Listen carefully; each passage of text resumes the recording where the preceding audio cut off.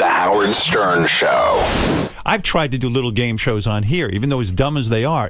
There are times I screw it up, and I just screwed up the whole game. I just screwed up the whole thing. I mean, I ruined it for everybody, you know? Yeah. But the trick is never, ever take yourself too seriously. Take the game seriously. Take the process seriously.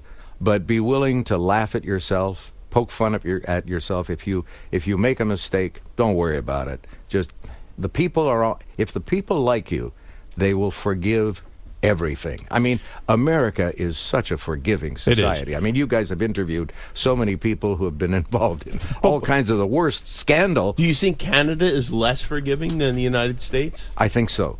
Yes, because in Canada, I remember a lot of political scandals when I was working in Ottawa, and a minister would get involved with some chippies or whatever, and immediately would resign his position in the cabinet. What about the mayor of Toronto, Rob Ford? Because that seems like that went on for quite a while. That was pretty forgiving. Yeah. Well, they couldn't get him out of office. I mean, you know. When you say you believe in second chances, do you think a guy like Brian Williams should get a second chance and be allowed to host the, I say host because to me, everyone's in the same business, you know. But should he be put back as an anchorman on NBC, or did he lose the public's trust?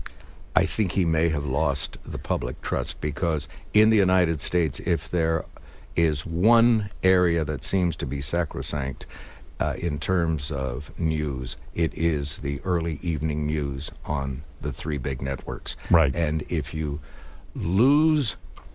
public loses confidence in you in that spot, he can host other shows. Right. But to put him back in that one, I think it's going to be a tough decision for the heads at NBC. I read a statistic. You are the 8th most trusted man. Yeah, I was right in America. Between Bill Gates, who came right after me. Right. And Melinda was right in front of me. Right. So that's kind of cool. Yeah. You go, girl. That's unbelievable. Yeah. I mean, the 8th most trusted guy. I mean, you've got to be able to monetize that some way. I mean, that's unbelievable. Well, let's put him on the news. I'll put you. Did you ever want to be an anchorman? Oh yes, I was in Canada. Our ambition when you started with the CBC, the key job was the 11 o'clock news.